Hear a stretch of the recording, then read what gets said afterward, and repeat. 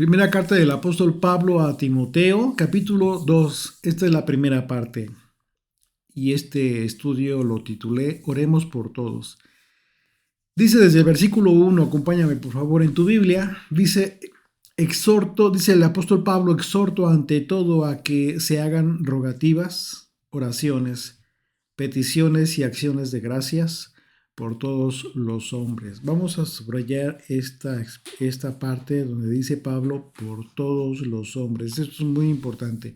Esta exhortación que hizo el apóstol Pablo fue algo que consideró de máxima importancia. Fue una petición para que los creyentes le den una prioridad a hacer súplicas, para orar, para dar gracias por todos los hombres y mujeres. Cuando dice hombres, se entiende que está hablando Pablo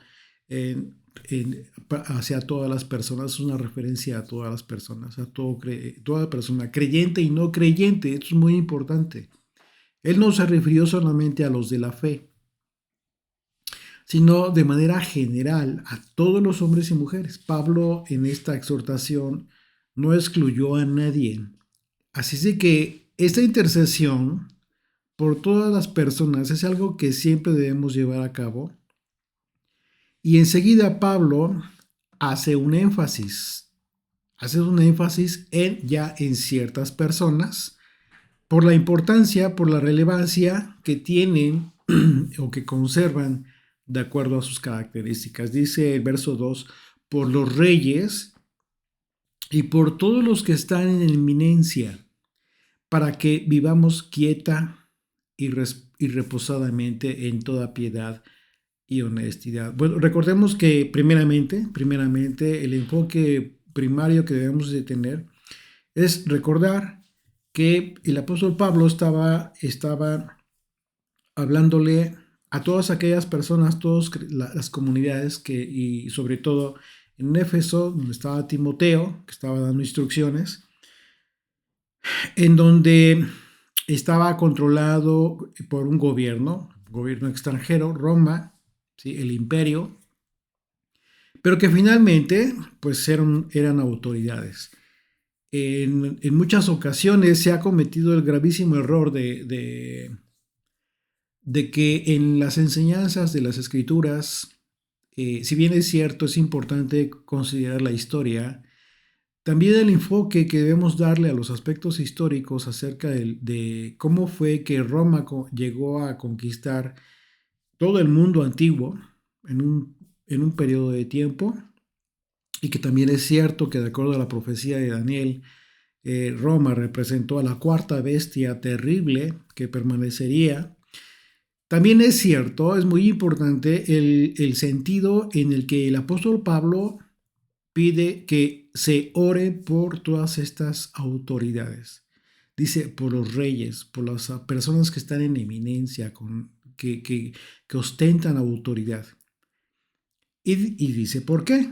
Para que vivamos quieta y reposadamente en toda piedad y honestidad. ¿Cuál es el error que en ocasiones se comete?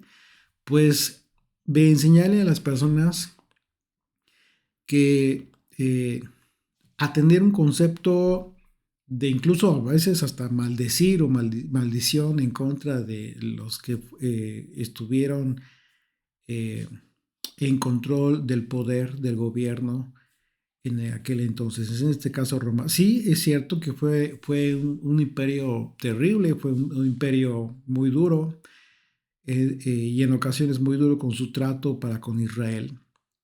Pero no debemos olvidar que sobre toda autoridad está Dios. Y todo esto lo permitió el Señor por alguna razón muy importante. Entonces, todo en su en su justa medida. Aquí Pablo hace esta exhortación y no fue algo que se le haya ocurrido de manera espontánea, sino que en realidad obedece a una instrucción que el apóstol Pablo recibió a través del Espíritu de Dios.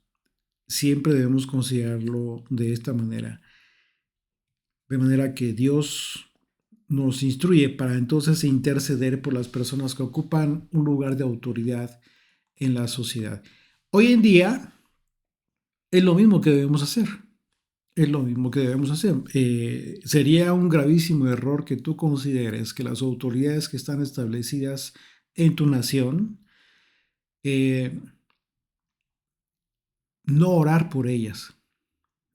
Y esto quizás te cause controversia porque yo sé perfectamente, sé que las autoridades de las naciones cada vez están más corrompidas, cada vez se están decretando, autorizando, validando leyes que van cada vez en contra, más en contra de la voluntad de Dios, de sus mandamientos, incluso de los principios humanitarios, podría decirse en muchas ocasiones. No vamos muy lejos, la autorización, la legalización del aborto, por ejemplo, en muchos países que está ya siendo autorizado, ¿no? Eh, eh, Sin embargo, esto no es nuevo. Esto desde siempre ha existido, han existido leyes que van en contra de la voluntad de Dios.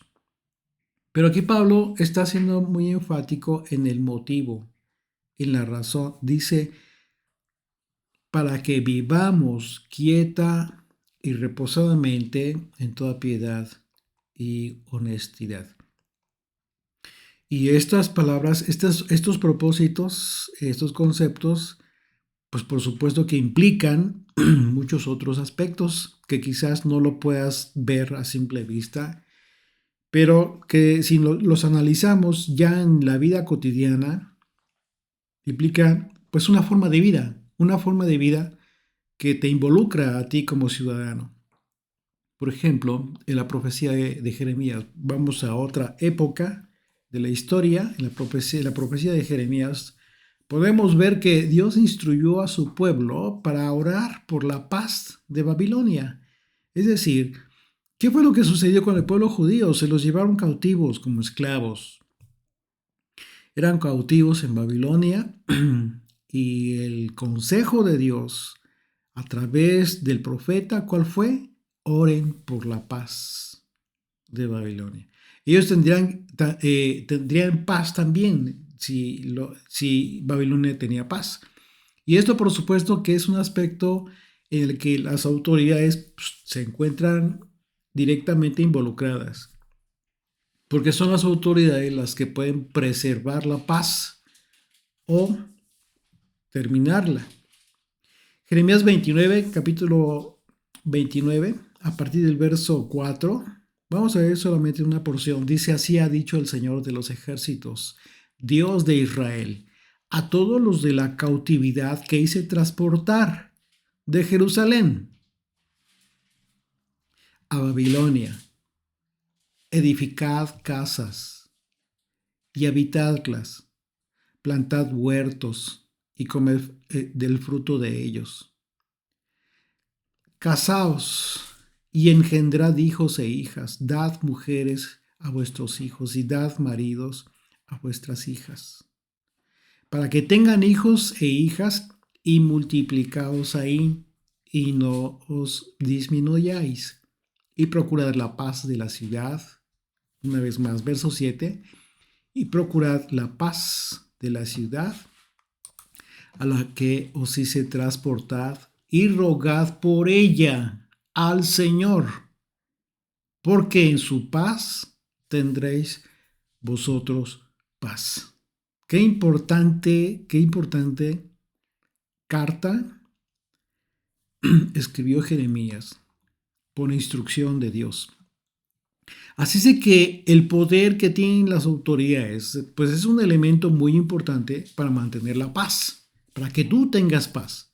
Ese poder otorgado en autoridad debe ser usado para implementar justicia, por supuesto. Y esto, obviamente, hablar ya de justicia, pues es un aspecto diferente quizás, aunque está relacionado con la paz, pero muchas veces sabemos que las leyes no siempre son sinónimo de justicia.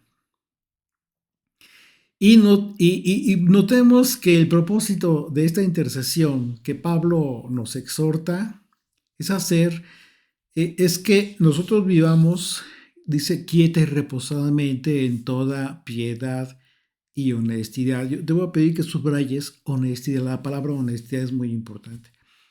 Es decir, que tengamos una vida honesta, que vivamos una vida tranquila, sin que busquemos llamar la atención, es decir, evitar exaltarnos a nosotros mismos. De manera que Pablo nos exhorta para que oremos por las autoridades a fin de poder tener vidas tranquilas. Dice Romanos capítulo 13, en otro pasaje, el apóstol Pablo a los romanos, su carta a los romanos, dice lo siguiente a partir del verso 1. Romanos 13, desde el verso 1, sométase toda persona a las autoridades superiores.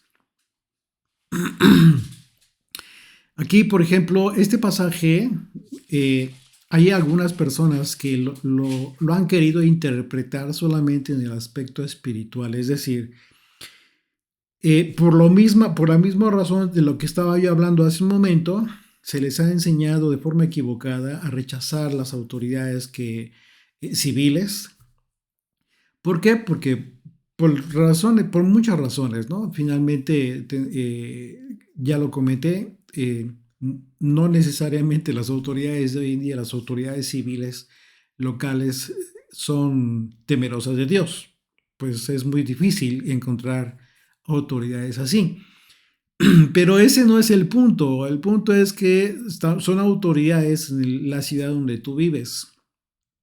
Y el error que se comete en ocasiones es a rechazarlas por esa razón, por razón de no obedecer a la ley de Dios. Pero ese no es el punto, nosotros no estamos llamados a pretender eso por parte de las autoridades civiles. Y en ocasiones se comete ese error y este pasaje, esas mismas personas, esa misma doctrina enseña que tiene que ver con un aspecto espiritual, es decir, que habla de las autoridades espirituales, celestiales, o los ángeles, etcétera, ¿no? Pero es un gravísimo error, es una mentira que con todo el propósito de evadir la verdad.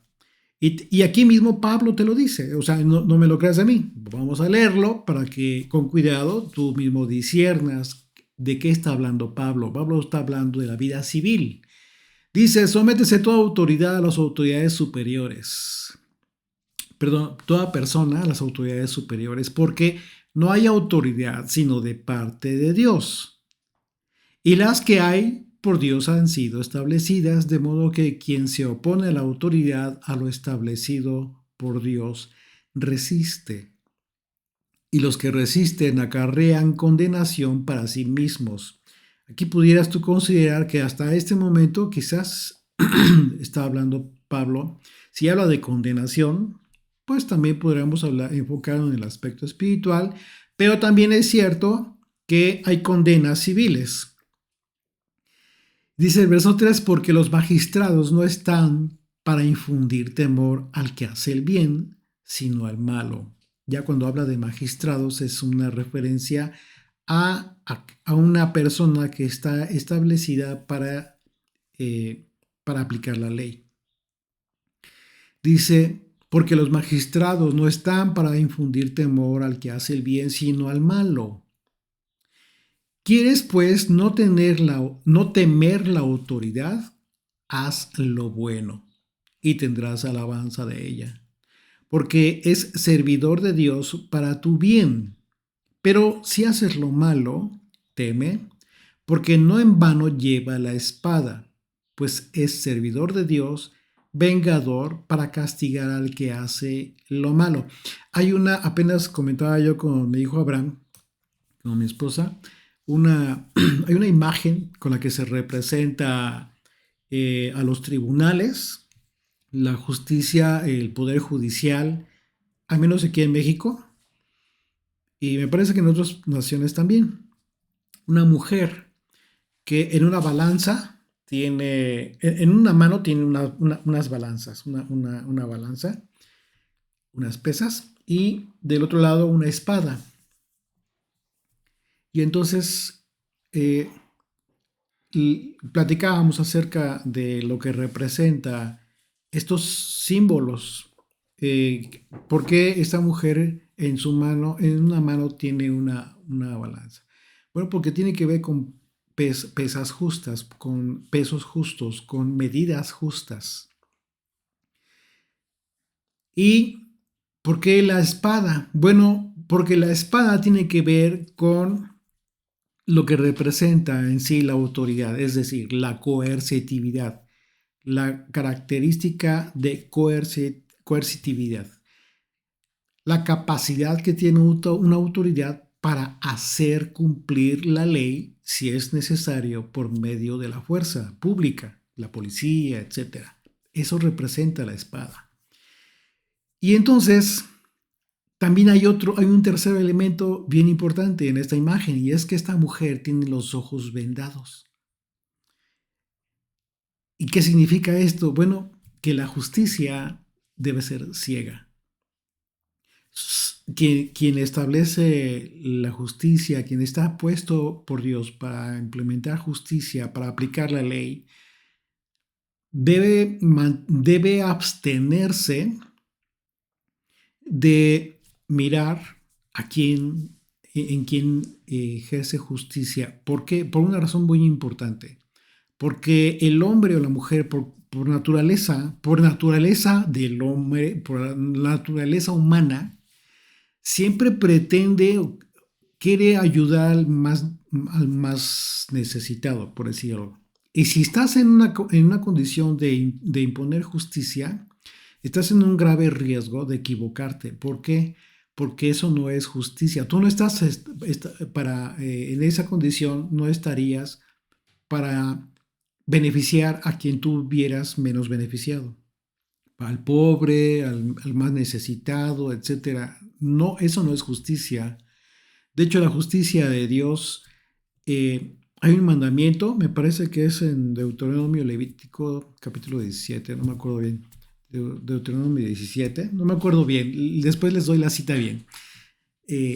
Pero dice claramente, dice el Señor, no, no beneficiarás, cuando seas autoridad, no vas a beneficiar al rico por su condición, ni al pobre tampoco vas a beneficiar por su pobreza o por su condición de pobreza, sino harás justicia.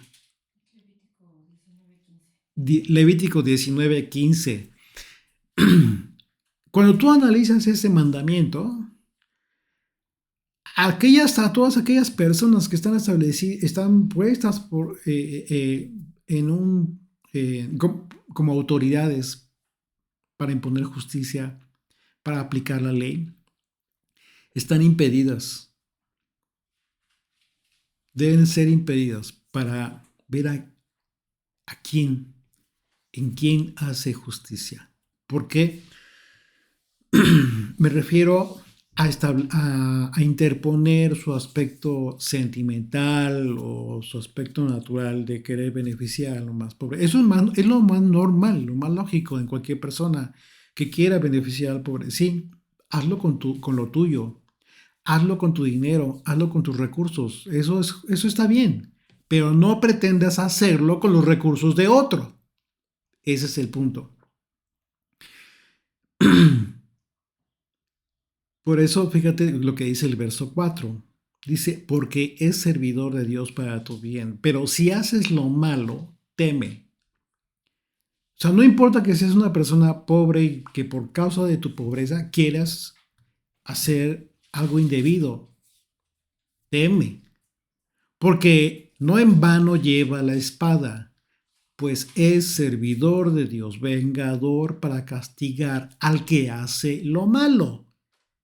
Y aquí Pablo no habla de condiciones económicas, de posición social, de ningún tipo, no, es general. La justicia debe ser así, dice el verso 5, por lo cual es necesario estarle sujetos, no solamente por razón del castigo, sino también por causa de la conciencia.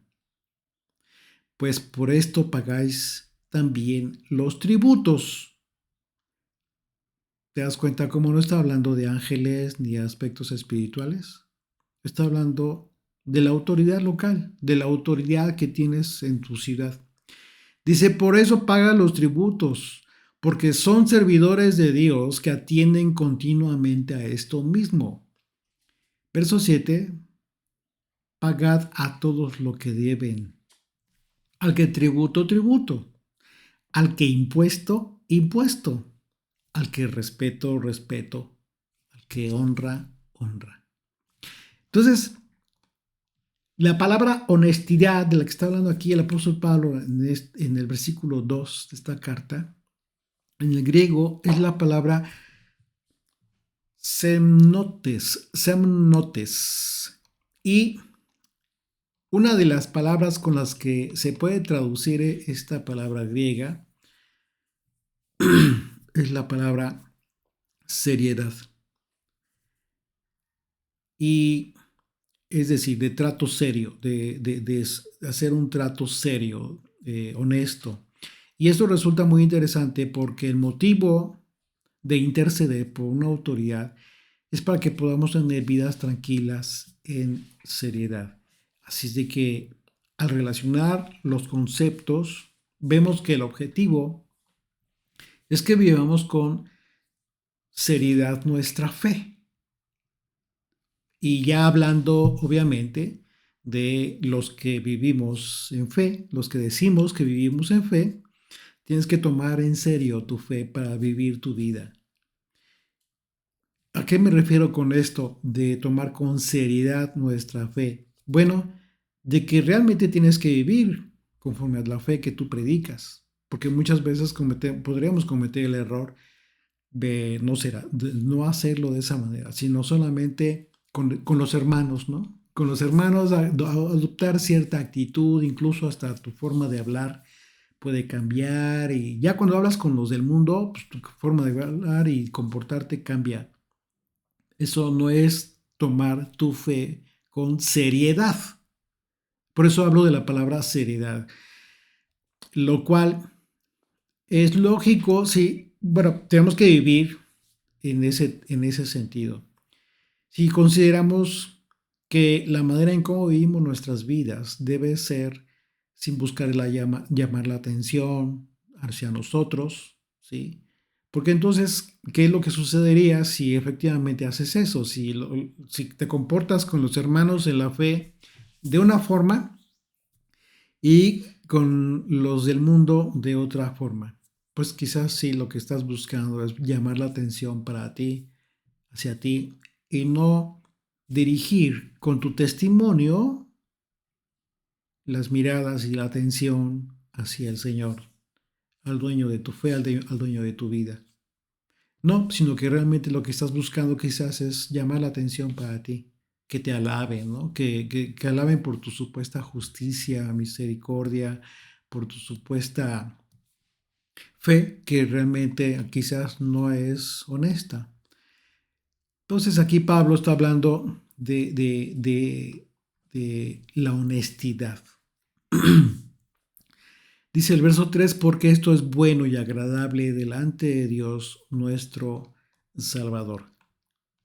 Si nosotros cumplimos con esta exhortación que nos está haciendo Pablo para orar por todos, significa que estamos haciendo lo que es correcto y agradable para Dios.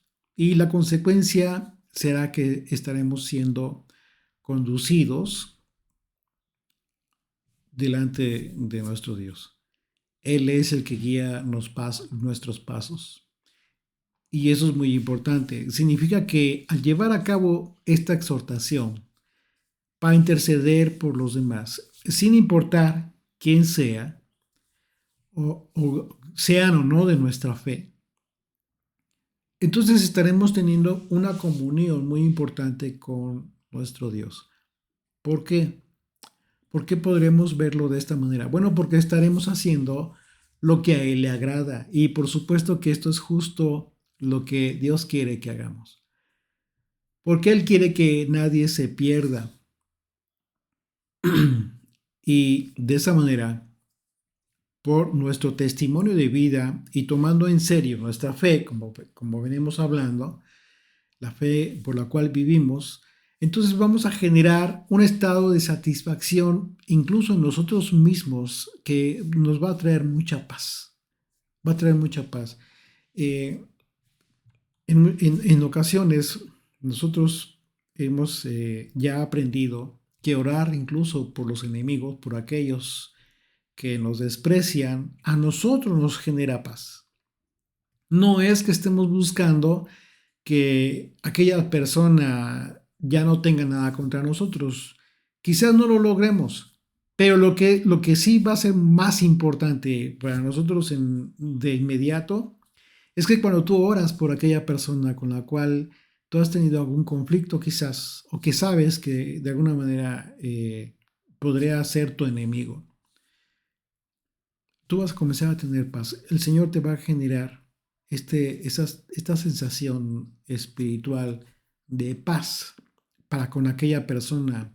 Y en automático vas a dejar de tener pensamientos negativos para con esta persona. Eso es justo lo que te va a generar paz.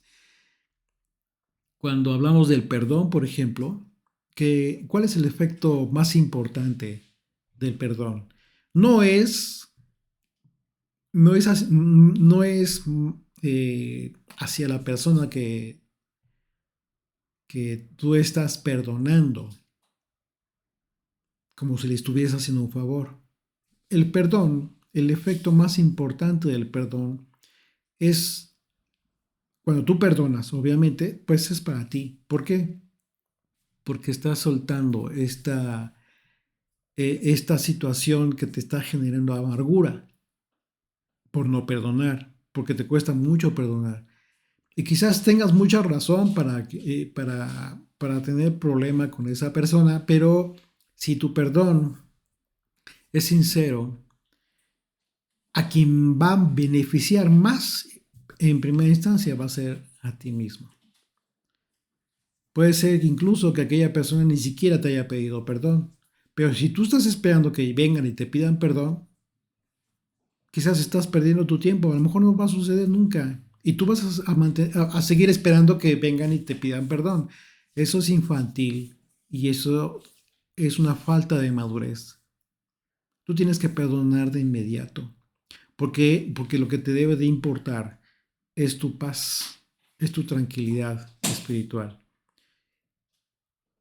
Y esto lo vas a hacer, lo vas a lograr, por supuesto, en el momento que oras por todos, incluso por aquellos con los que tienes algún problema. Un dato curioso es que cuando analizamos la palabra hebrea para servir, ¿sí? ¿Sí? Porque cuando nosotros tenemos vidas tranquilas y mantenemos activamente una intercesión, como lo está pidiendo Pablo, nos está exhortando, de alguna manera estamos haciéndole un servicio a Dios, estamos sirviendo a Dios. Y esto es curioso porque la palabra servir en el hebreo es la palabra abad y se traduce con varias palabras de acuerdo al contexto, pero una de ellas que aplica en este sentido es la palabra adorar. De hecho, es la palabra que usa el texto bíblico cuando leemos que Dios ordenó a Faraón dejar ir a su pueblo al desierto para que le sirva, dice el texto. Es decir, para que le adore.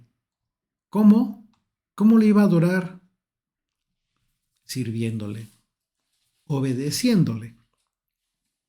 Entonces, es interesante entender que hacer lo que a Dios le agrada es una de las formas más bellas, más importantes de adoración, más significativas que ejercemos en nuestro culto a el Señor. Nuestra obediencia es servicio fiel a su voluntad. Dice el verso 4, regresamos ahí a 1 Timoteo 2, verso 4, el cual quiere que todos los hombres sean salvos. Ya te diste cuenta. ¿Por qué es tan importante esto que está diciendo Pablo? Dice, el cual quiere que todos los hombres sean salvos y vengan al conocimiento de la verdad. Es decir,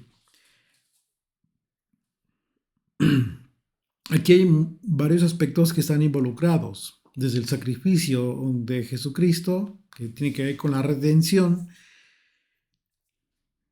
pero también están involucrados otros aspectos muy importantes. Una vez más, dice, el cual quiere que todos los hombres sean salvos y vengan al conocimiento de la verdad.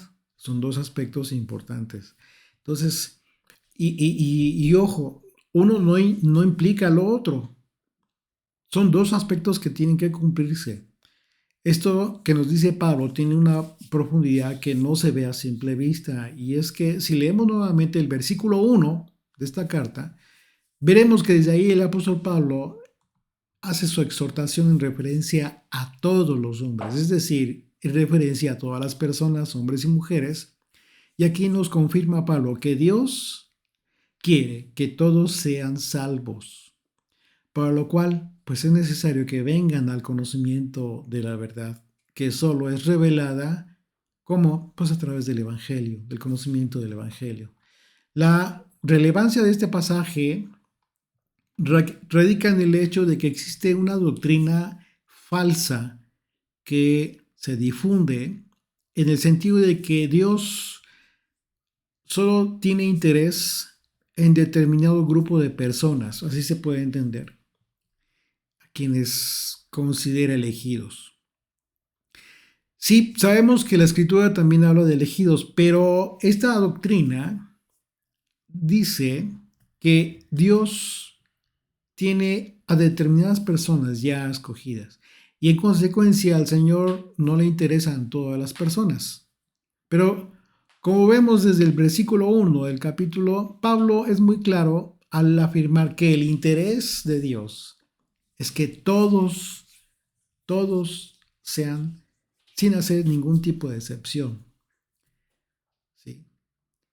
Que oremos por ellos, y aquí nos dice Pablo ¿por qué? Porque Dios quiere que todos se salven, que todos sean salvos. Entonces, debemos tener mucho cuidado de evitar caer en el error de esa falsa doctrina. Incluso se le conoce como la elección incondicional. Seguramente la has escuchado. La elección incondicional, también llamada gracia incondicional. Es una doctrina calvinista que sostiene que Dios elige a ciertos individuos, ciertas personas para que sean salvos, sin que esto dependa de la respuesta de ellos. Por el contrario, en toda la Escritura podemos ver que el amor de Dios es muy amplio hacia toda su creación.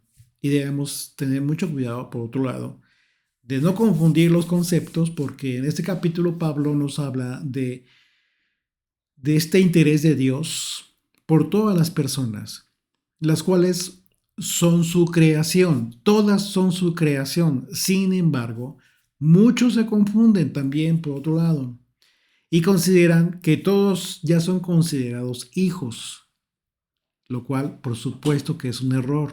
Son cosas distintas. Porque el interés del Señor por las personas es justo lo que acaba de mencionar el apóstol Pablo en el último versículo, que las personas sean salvas y que vengan al conocimiento de la verdad. ¿Por qué el Señor quiere que vengan al conocimiento de la verdad? Pues porque al venir al conocimiento de la verdad estamos en aptitudes de ser hechos hijos y herederos del reino. ¿Qué es lo que necesitas? Pues aceptar la redención. Necesitas aceptar la redención. Dios no te va a obligar.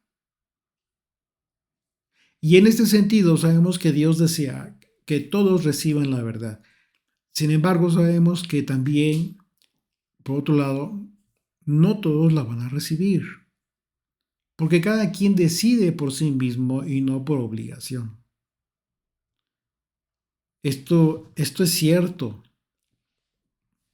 De otra manera, ¿cómo se justifica que Dios haya enviado a sus apóstoles? De otra manera, ¿cómo se justifica que Yeshua, Jesucristo, le haya dicho a sus discípulos, oren para que el Señor envíe a más personas para que finalmente tenga muchas de estas personas, muchas de estas ovejas tengan quien les guíe? ¿Por qué el apóstol Pablo envió a Timoteo, a Tito? Porque era necesario, porque es necesario. Si fuera como dice esta doctrina, pues no había ninguna necesidad de casi nada realmente. ¿Por qué? Porque ya son unos elegidos, los demás no importan. Y eso es un grave error. Dice el verso 5, porque hay un solo Dios y un solo mediador entre Dios y los hombres, Jesucristo hombre. Esto está totalmente ligado. Dice el verso 4, el cual quiere que todos los hombres sean salvos y vengan al conocimiento de la verdad, porque hay un solo Dios y un solo mediador entre Dios y los hombres, Jesucristo hombre. Te das cuenta que al hablar de mediador está hablando de la obra de Jesucristo. Entonces ya comprendimos que Dios espera de nosotros que oremos por todas las personas. Y en este pasaje Pablo nos confirma la forma en que Dios provee lo único que necesitan todos los hombres y mujeres del mundo para venir al conocimiento de la verdad, que es un mediador, a Yeshua, el Mesías. Y dice el Mesías hombre, quienes tratan de justificar la doctrina calvinista de la elección incondicional, no comprenden de forma correcta la soberanía de Dios, porque en eso se justifican, porque consideran que si ya sabemos que no todos van a ser salvos, es como si se menospreciara la soberanía de Dios al considerar que las personas tienen la oportunidad, eh, eh, tienen en un momento dado la oportunidad de menospreciar esta gran oportunidad otorgada por Dios para ser salvas por elección y considerar que Dios quiere que solo se salve un grupo de personas. Entonces, por ejemplo, sabemos que Dios no desea que alguien peque. Pues claro, Dios está en contra del pecado. Pero el hecho de que haya personas que decidan pecar, pues no significa que la soberanía de Dios sea menospreciada. Pues claro que no. ¿Qué fue lo que dijo? ¿Cuáles fueron las palabras de Yeshua estando incluso en la cruz, momentos antes de expirar? Padre, perdónalos porque no saben lo que hacen.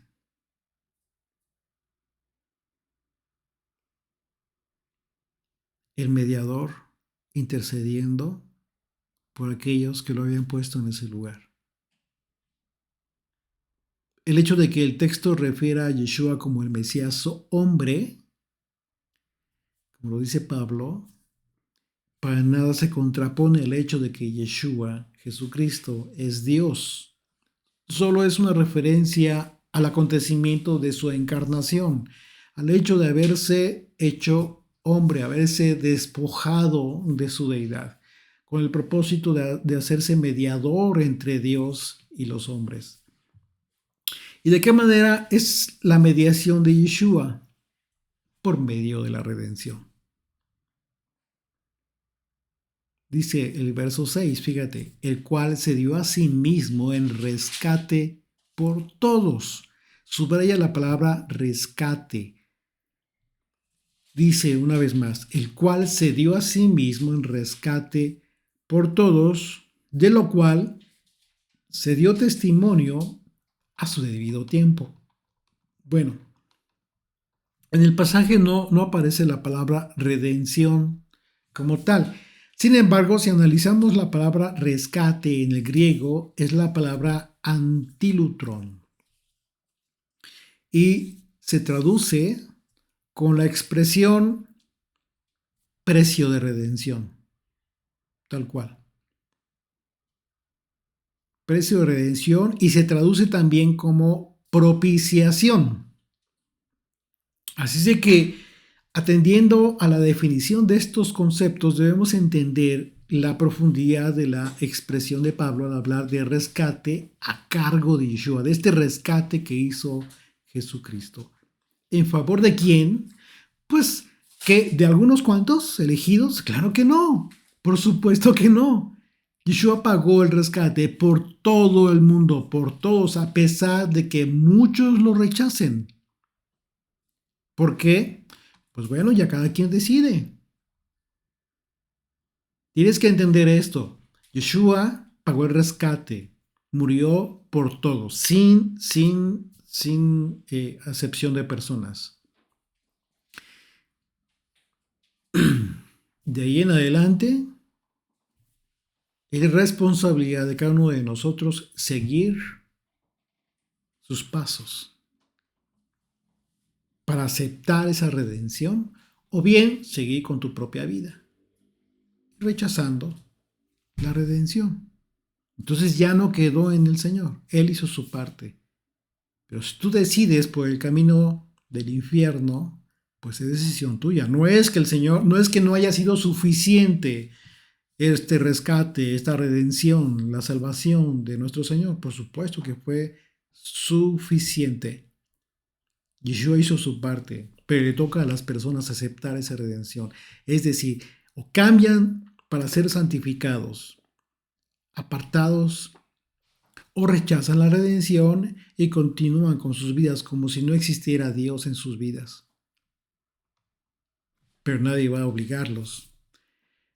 Ahora bien, yendo un poco más profundo, la propiciación, ¿sí?, con la cual se traduce esta palabra, es una palabra que nos conecta con el propiciatorio del arca del pacto. Aquel lugar en donde era colocada la sangre del sacrificio en Yom Kippur. Si ya estudiaste con nosotros la Torá, todo el Pentateuco, la ley de Moisés, ya entiendes el tema de Yom Kippur, que era lo que sucedía en esta fiesta una vez al año, cada año, en donde el sacerdote, el sumo sacerdote, colocaba la sangre del sacrificio en el propiciatorio, justo encima del arca del pacto. Sí. De manera que la propiciación se define literalmente como el acto que busca apaciguar la ira de Dios por causa del pecado del hombre y que busca la reconciliación entre Dios y los hombres. En términos muy sencillos y concretos, ese es el rescate de Yeshua por todos. Por eso dice el pasaje que Yeshua se dio a sí mismo en rescate. Porque al relacionarlo directamente con Yom Kippur, el propiciatorio y el acto de la propiciación significa que Yeshua fue el sacrificio que pagó nuestro rescate a fin de reconciliarnos con Dios. En términos generales, lo que tú puedes ver, lo que tú puedes imaginar, lo que sucedió en aquel monte, en aquella cruz. Efectivamente, esa cruz fue el propiciatorio donde fue derramada la sangre de redención.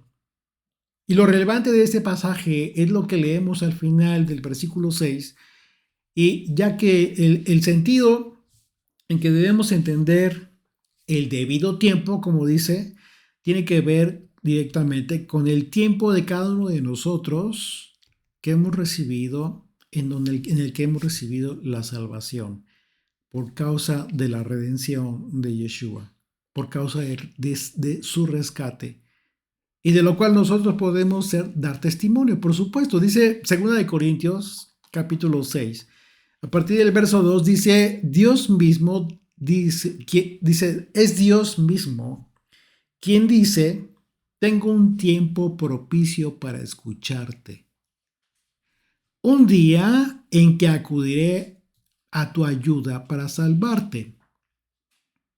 Pues bien, este es el tiempo propicio. Este es el día de la salvación. El apóstol Pablo, en su carta a los Corintios, advierte que cualquier día puede ser el tiempo para tu salvación. Porque si es el caso que aún no has llegado a la fe de Yeshua, si aún no eres un creyente fiel, si aún no has llegado a comprender y aceptar lo que Él hizo en la cruz a fin de que por su sangre puedas tú tener una alianza con Dios, pues significa que aún estás a tiempo de recibir este beneficio de la mediación de Yeshua como Mesías, como Salvador. De manera que el perdón que recibimos por medio de su rescate es el testimonio que damos al mundo de la salvación de la que hemos sido objetos. Y dice el verso 7, para esto yo fui constituido predicador. Fíjate lo que dice Pablo, qué importante responsabilidad. Para esto yo fui constituido predicador y apóstol. Apóstol, dice entre paréntesis, digo verdad en el Mesías, no miento. Y maestro de los gentiles en fe y verdad. Lo que vemos escrito entre paréntesis tiene que ver con la verdad de haber sido como apóstol y predicador por Dios. Es decir, para ser testigo de Dios respecto a la salvación, que es el equivalente a que Pablo fue puesto testigo por Yeshua como predicador entre Dios y los hombres, generando la redención. Para que toda la humanidad y en todo esto efectivamente Pablo dijo la verdad y no mintió. Es decir, Pablo fue el encargado de dar testimonio acerca de divulgar por todo el mundo y continuar divulgándolo hoy en día de que Cristo es el mediador entre Dios y los hombres. Y en segunda parte del versículo, bueno, Pablo afirma que fue puesto por Dios para ser maestro de gentiles. Dice en fe y verdad. Sabemos que Dios constituyó a Pablo como apóstol a los gentiles, a pesar de que él quiso ir a los judíos, a sus hermanos, para predicarles, pero el Señor no se lo permitió. Y el texto dice que la predicación de Pablo sería como maestro de gentiles en fe y verdad. Y estas dos palabras, fe y verdad, que regularmente las vemos juntas en pasajes del Nuevo Testamento, pues son muy importantes.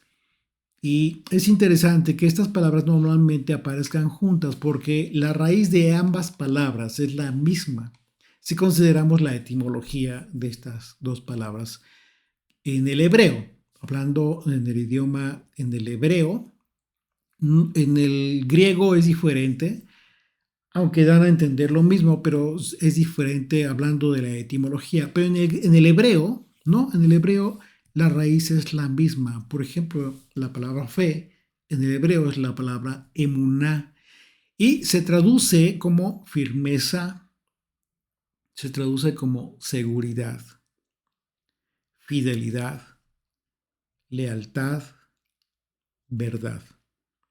Y la palabra verdad, que aparece acá en la traducción, en el hebreo es la palabra emet y se traduce como estabilidad, se traduce como verdad y se traduce como fidelidad. Así de que como vemos, ambos conceptos tienen una estrecha relación en su significado y es por ello que en el Nuevo Testamento vemos ambas palabras juntas, porque hablar de fe pues es implementar la verdad de Dios en nuestras vidas de forma fiel, verdadera. De manera que cuando nos comprometemos con Dios y le pedimos que nos revele su verdad a cambio de nuestro compromiso para ponerla en práctica, lo que estamos haciendo es un pacto de fe y verdad. El resultado de un compromiso así es el hecho de comprender los pasajes bíblicos de una manera que nunca antes habíamos comprendido. Y esa es la razón por la que en otro pasaje el apóstol Pablo nos habla de aquello que siempre fue oculto pero que se había reservado para nosotros. Aquellos que hemos hecho un pacto con Dios para vivir en fe y verdad, porque nosotros, pues sí podemos dar testimonio de que el apóstol Pablo en su enseñanza ha anunciado cumplidamente la palabra de Dios. Dice Colosenses 1, del 24 al 29, dice, ahora me gozo en lo que padezco por vosotros y cumplo en mi carne lo que falta de las aflicciones de Cristo por su cuerpo, que es la iglesia, de la cual fui hecho ministro según la administración de Dios que me fue dada para con vosotros, para que anuncie cumplidamente la palabra de Dios, el misterio que había estado oculto desde los siglos y edades, pero que ahora ha sido manifestado a sus santos, a quienes Dios quiso dar a conocer las riquezas de la gloria de este misterio entre los gentiles, que es Cristo en vosotros, la esperanza de gloria, a quien anunciamos amonestando a todo hombre y enseñando a todo hombre en toda sabiduría, a fin de presentar perfecto en el Mesías Yeshua a todo hombre, para lo cual también trabajo, luchando según la potencia de Él, la cual actúa poderosamente en mí. Así de que solo por nuestra obediencia a Dios es que podemos ver la obra del Espíritu Santo, del Espíritu de Dios en nuestras vidas para darnos discernimiento, entendimiento. Así de que gracias por eso también al Señor. Amén.